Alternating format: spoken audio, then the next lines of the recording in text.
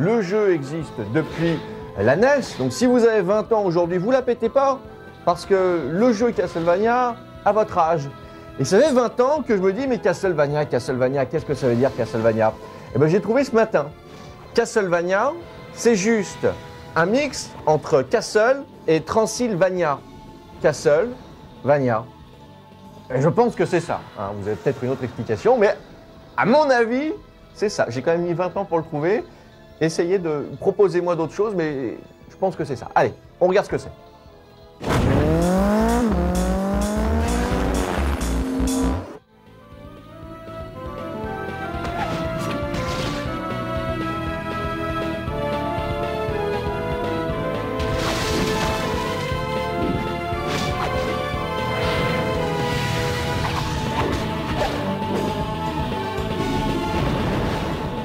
C'est très joli, hein, ça fait un petit peu de dessin animé pour de la DS, c'est bien léché, c'est pas mal. Vous avez vu la déduction de malade, hein. Castle, château, Transylvanie, Transylvania, château de Transylvanie, Castlevania. 20 ans pour trouver ça, j'en suis pas peu fier. On va jouer à ce nouveau jeu qui sort exprès, je vous l'ai dit, pour les 20 ans de la série. Le réalisateur, je répète son nom, hein, très important de retenir, Koji Igarashi. Petite information au passage, c'est sa femme qui fait les musiques. Voilà, elle fait les musiques. C'est une ambiance gothique pour ceux qui ne connaissent pas cette version. Alors, quand on commence le jeu, c'est rigolo, on met son prénom. Alors, moi, je vais faire Yo-Yo 2 parce que ce sera ma deuxième sauvegarde. Je m'appelle Yo-Yo 2 et juste après, on peut créer son petit emblème, on peut faire son petit bonhomme. Voilà, hop, on choisit sa palette de couleurs. Voilà, je peux me faire des yeux comme ça, tac, tac, hop, hop. On fait son petit personnage. Bon, voilà, ça sert pas à grand chose, mais ça sert à illustrer sa sauvegarde. Alors, où prend lieu et place cet opus? Parce que c'est un peu complexe la chronologie des Castlevania. Vous êtes là, on était en 1490, on se retrouve en 1700. Là, on est à la fin de la Première Guerre mondiale. On est en Europe de l'Est, pas loin du château, le fameux château du vampire Dracula, voilà, qui renaît des âmes mortes pendant la Seconde Guerre mondiale. Tellement de morts que le mal réapparaît sous la forme de ce château. Plein de mal. Et qui c'est qui va venir lutter contre ce château? D'habitude, c'est le fameux clan qui lutte contre Dracula, le fameux clan Belmont. Voilà, et le clan Belmont est représenté cette fois-ci par un nouveau personnage.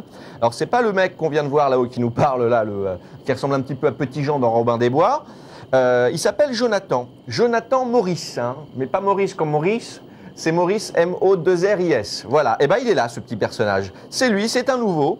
On a vu son père déjà dans une des autres sagas, pour ça c'est pour les connaisseurs. Hein, mais vous pas besoin de s'y connaître pour jouer à ce jeu-là. Voilà, ça c'est mon petit personnage. Alors vous voyez, c'est de la 2D. Derrière c'est très joli, on a une belle ambiance de forêt un petit peu brumeuse. Et écoutez les petits grillons là. Hein, ça fait presque pas peur, on est presque bien près de ce château. Hein. Alors on avance. On va jouer uniquement, quasiment, avec la croix. Pas besoin du stylet. Le stylet, ça va nous permettre de naviguer dans les menus, vous allez voir. Hop, je descends. La musique, très entraînante. Je rappelle, réalisée par composée par la demoiselle, la femme du créateur de ce jeu-là.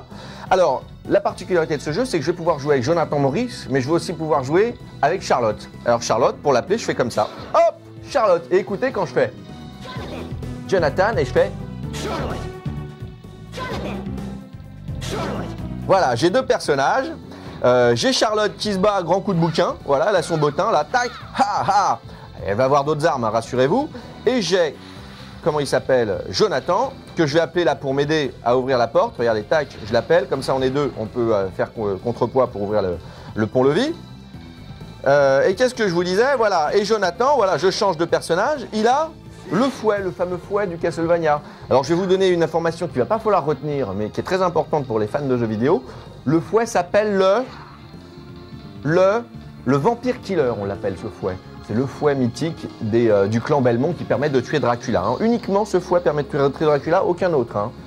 Si vous avez un petit fouet chez vous pour vous détendre, ben, ce fouet ne marchera pas contre Dracula, il faut que ce soit même si monsieur demande à s'appeler Dracula, hein. Ne marche pas, ne marche pas. Alors, je peux tuer des zombies, ça me fait marrer ça, hein. Ça me fait marrer. Je suis content, j'aime bien ça, voilà. J'avance, je vais pouvoir récupérer des armes. Hop, là je récupère le tome 1 des armes, c'est écrit en bas à gauche. Je vais vous montrer ce qu'on peut en faire. Ah, j'ai pas vu, attention. Alors plus je tape des monstres, plus je gagne et j'ai récupéré l'épée courte. Plus je tape des monstres, vous voyez, hop, quand je tape dessus, il y a des petits chiffres qui apparaissent.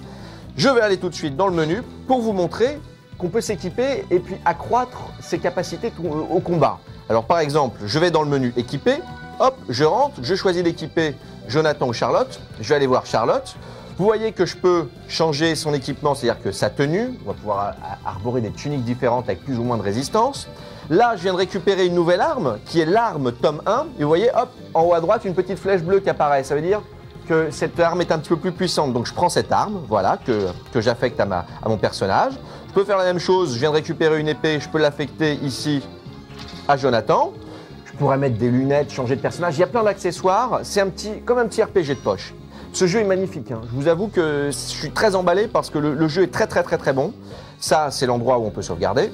Voilà, je le fais pas parce qu'on n'a pas que ça à foutre. On avance, regardez, et hop, elle attaque automatiquement. Alors vous voyez, je me suis fait surprendre, j'étais en train de vous parler. Le petit personnage Charlotte, elle est venue combattre automatiquement. On peut attaquer tous les deux ou alors je peux me balader tout seul avec l'un ou l'autre. Vous avez vu, j'ai changé d'arme. J'ai mis ça, nouvelle arme, et pour le personnage là, mon petit bonhomme, il a plus le fouet, je lui ai mis une épée. Hop, j'avance. Attention, c'est parti, voilà. Regardez, et de temps en temps, le propre de Castlevania, c'est qu'il y a des super gros monstres, super bien faits. Et la version, là, la dernière sur DS, n'échappe pas à la règle, regardez.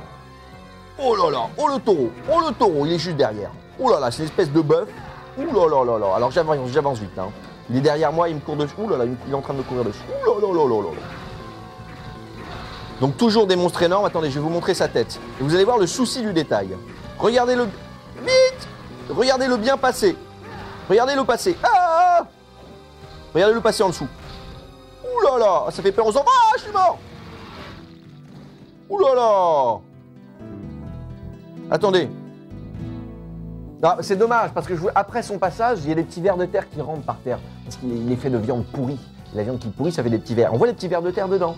Voilà. Ça fait pas trop peur, c'est une ambiance gothique. C'est du cinoche. C'est du cinoche. Je continue et je vous laisse écouter un peu la musique. Non. C'est pas souvent qu'on entend une bonne musique comme ça sur console portable. C'est au top. Alors je récupère ça. Voilà. C'est la possibilité, on a plusieurs armes bien entendu, et je vais avoir la possibilité, je peux sauvegarder, de lancer des couteaux. Alors je vais vous les montrer, je vais les lancer sur quelqu'un, ce sera plus simple. Vous voyez que là, après, je devrais y accéder plus tard. Je ne peux pas voler. Bientôt, je vais pouvoir accéder à un système qui me permet de voler, mais pas avec lui, avec la magicienne. Donc on a bien entendu des petits squelettes. On va avoir des armes rigolotes d'ailleurs. On va pouvoir envoyer des tartes à la crème. Alors c'est stupide, mais c'est très rigolo. On va pouvoir aussi se balader dans un désert. Alors d'habitude dans Castlevania, on peut se balader uniquement souvent dans un château, mais là vous allez voir qu'on peut se balader dans un désert.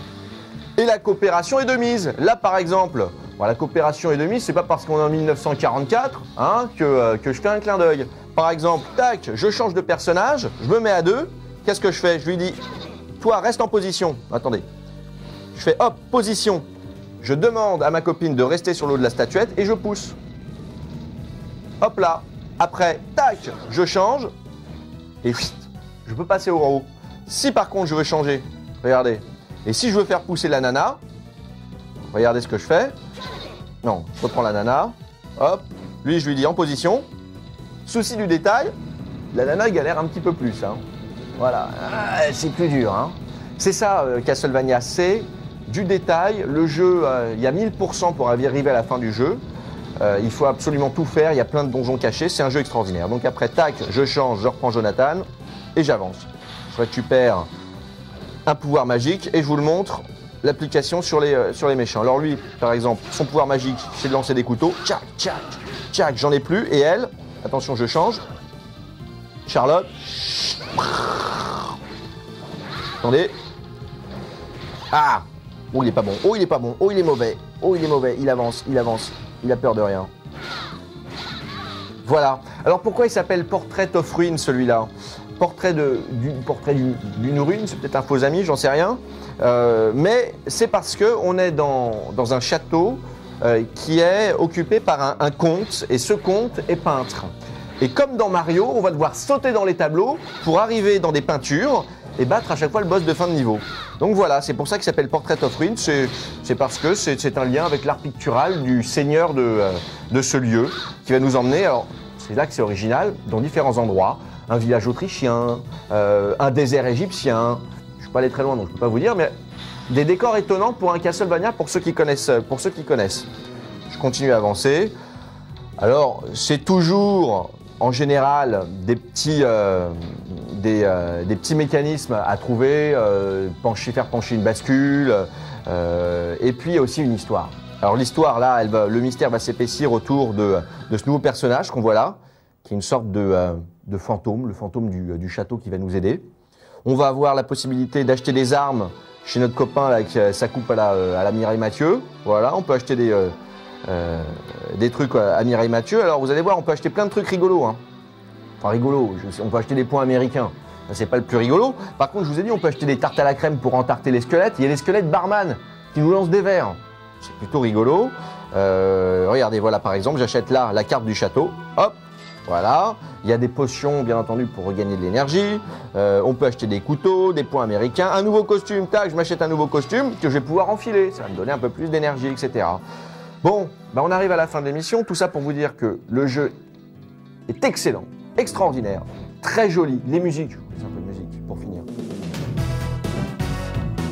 Voilà, hein, ça parle de lui-même. Voilà, une belle musique comme ça. Le jeu est très très bon, je vous le conseille. Portez-vous bien. À une prochaine émission. Les 20 ans de Castlevania ont été très bien fêtés. À bientôt.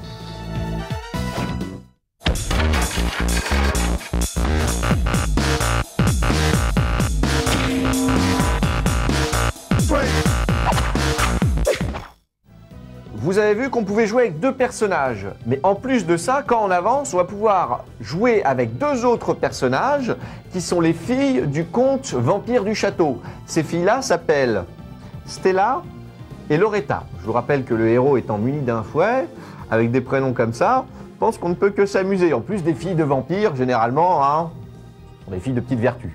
Hein, on se marre dans Castlevania. À bientôt.